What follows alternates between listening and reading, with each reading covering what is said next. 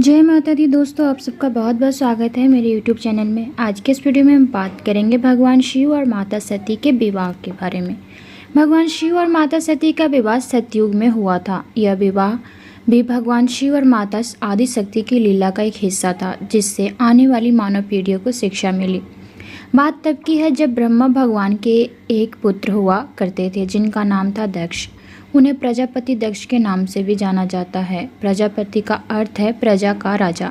जब ब्रह्मा जी ने सृष्टि की संरचना की तो ब्रह्मा जी ने के पुत्रों ने प्रजापति बनने से मना कर दिया। केवल दक्ष ने ही प्रजापति बनने का प्रस्ताव स्वीकार किया।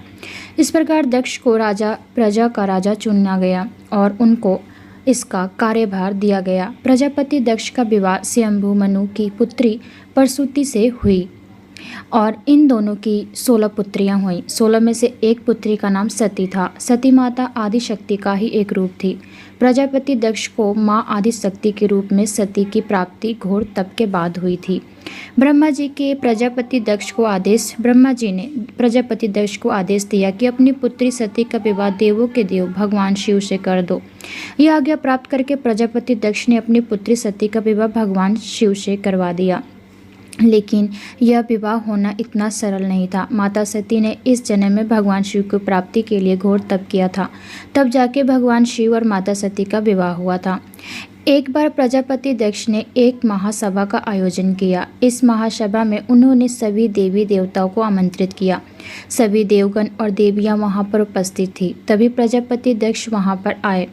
उनके सम्मान में सभी देवी देवता खड़े हुए, परंतु ब्रह्मा, विष्णु और भगवान शिव खड़े नहीं हुए। प्रजापति दक्ष को ब्रह्मा और विष्णु भगवान के सम्मान में खड़ा ना होने पर इतना दुखी नहीं हुआ जितना क्रोध उन्हें भगवान शिव के सम्मान में ना खड़े होने पर हुआ। भगवान ब्रह्मा ठहरे दक्ष के पिता और भगवान विष्णु को दक्ष अपना आराध्य देव मानते थे, लेकिन भगवान शिव तो उनके दामाद थे, तो यह बात उनको अच्छी नहीं लगी। उन्होंने उससे अपमान के रूप में लिया और मन ही मन में यह प्रतिज्ञा ले ली कि भगवान शिव से इस अपमान का बदला जरूर लेंगे। भगवान शिव ने यह लीला प्रजापति दक्ष का अपमान करने के लिए नहीं की थी, बल्कि वह तो उनका अहंकार मिटाना चाहते थे। बस यही कारण था कि दक्ष भगवान शिव से बैर रखने लगे और शिव जी से अपने अपमान का बदला लेने के लिए उचित समय की प्रतीक्षा करने लगे। एक दिन प्रजापति दक्ष ने महायज्ञ की घोषणा की और इसी दिन को उन्होंने भगवान शिव से अपने अपमान का बदला लेने के लिए सोचा। प्रजापति दक्ष ने सभी देवी देवताओं को इस यज्ञ में आमंत्रित किया, परंतु भगवान शिव को उन्होंने आमंत्रित नहीं किया। जब सभी देवी देवता यज्ञ में उपस्थित होने के लिए प्रस्थान कर रहे थे तो देवी सती ने उन्हें देखा और भगवान शिव से कहा कि स्वामी, यह देवगण इस समय कहाँ जा रहे हैं। इस पर भगवान शिव ने उत्तर देते हुए कहा, देवी सती को बताया कि उनके पिता ने एक महायज्ञ का आयोजन किया है, ये सभी वहीं पर जा रहे हैं। यह जानकर माता सती विचलित हो उठी और सोचने लगी कि उनके पिता ने उनके पति को इस महायज्ञ में क्यों आमंत्रित नहीं किया। माता भगवान शिव से वहां चलने का हठ करने लगी। इस पर भगवान शिव ने कहा कि देवी, हमें इन्होंने आमंत्रित नहीं किया है, इसलिए हमारा वहां जाना उचित नहीं होगा। परंतु माता सती और व्याकुल होकर हठ करने लगी। भगवान शिव ने माता सती से कहा कि वह इस महायज्ञ में नहीं जा सकते और माता को भी ना जाने की सलाह दी। अंत में जब माता नहीं मानी तो भगवान शिव ने माता सती को यज्ञ में जाने की आज्ञा दी। इसके बाद माता सती ने अपने पिता के घर महायज्ञ के लिए प्रस्थान किया।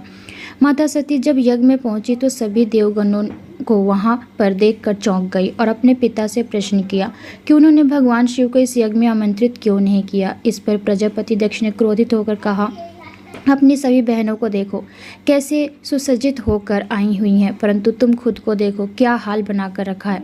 तुम्हारा पति तुम्हें कुछ भी देने के काबिल नहीं है। वह तो बस वन में रहता है, हमेशा भस्म अपने शरीर पर लगा कर रखता है, इसलिए मैंने उसे यहाँ आमंत्रित नहीं किया है। मैं अपनी सभा को उसको आमंत्रित करके अपमानित नहीं कर सकता। यह सुनकर माता सती क्रोधित हो गई और अपने सामने अपने पति का अपमान सहन नहीं कर पाई। क्रोधित होकर माता सती ने महायज्ञ की अग्नि में अपने देह का त्याग करके उसकी आहुति दे दी। जब यह बात भगवान शिव को पता चली तो बहुत क्रोधित हो गए और उन्होंने अपनी जटाओं से अपने ही एक महाविश्व विध्वंसकारी रूप को प्रकट किया।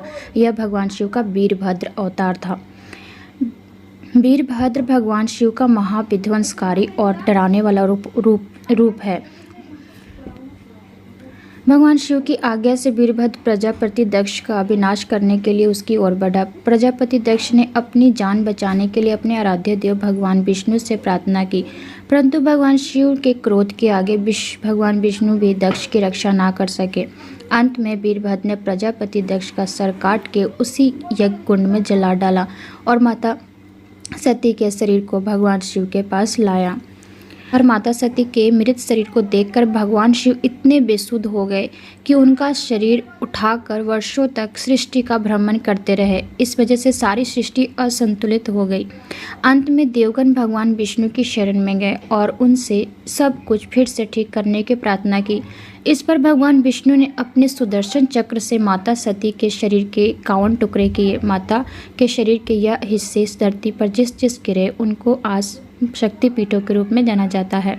हिंदू धर्म में माता के इन शक्तिपीठों का अहम स्थान है।